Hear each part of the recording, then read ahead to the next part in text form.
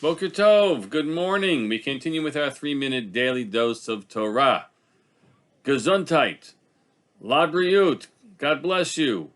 These are the things that we were accustomed to saying to one another someone would sneeze, and we would say these words to them with hardly thinking about it, of course.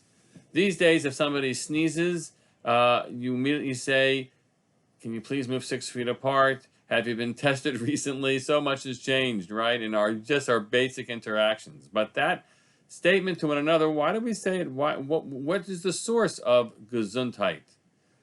That you should have health. Gezunt-heit. You should experience health.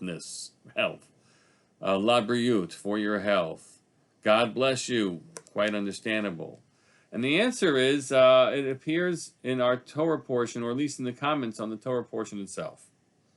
And it's on the opening lines of chapter 48. Vayechi acharei hadvarim ha'ela.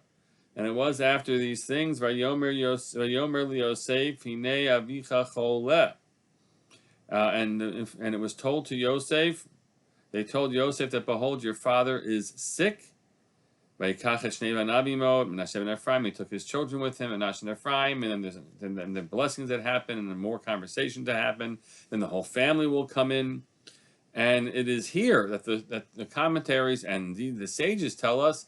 You should notice it's the first time the Torah ever described someone being sick. Otherwise, people just died in the Torah. Says the Pirkei Eliezer, as it's quoted in the Chizkuni.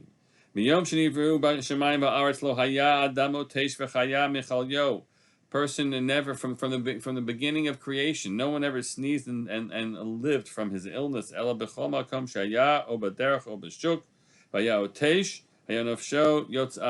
Wherever you were, you sneezed, your soul just left you. That's so strange, isn't it strange? And so firstly, we just need to clarify, it's not strange.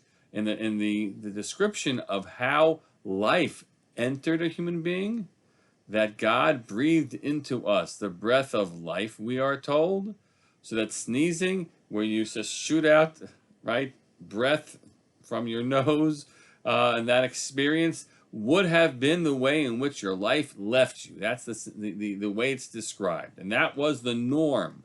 That's how people just died. Ad sheba Yaakov, until Jacob came. Uvikesh rachamim al zot, he begged God for mercy around such matters.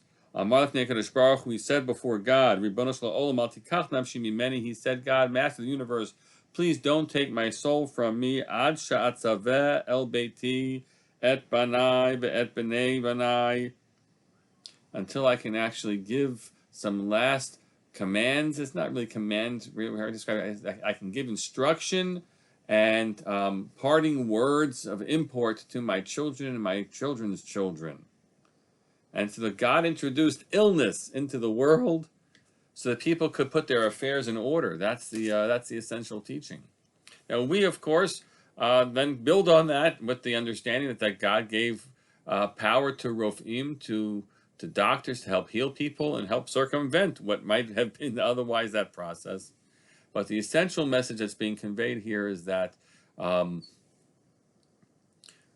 illness that's leading towards some finality is indeed sometimes a gift from God. Not that it should be with pain, God forbid, or extended in awful ways. But sometimes that notice and effect that people might have when they're clearly reaching the end of their life is the gift that God gives them to put their affairs in order, to reach out to the people who they love, to say what they need to say, to repair what needs to be repaired. Admittedly, I started with a description simply of a sneeze. That is that statement that we respond, Labriut or Gezunt-heit, recognizes that it could have been something different. Most of the time when we sneeze, it's just a sneeze, and that's good too.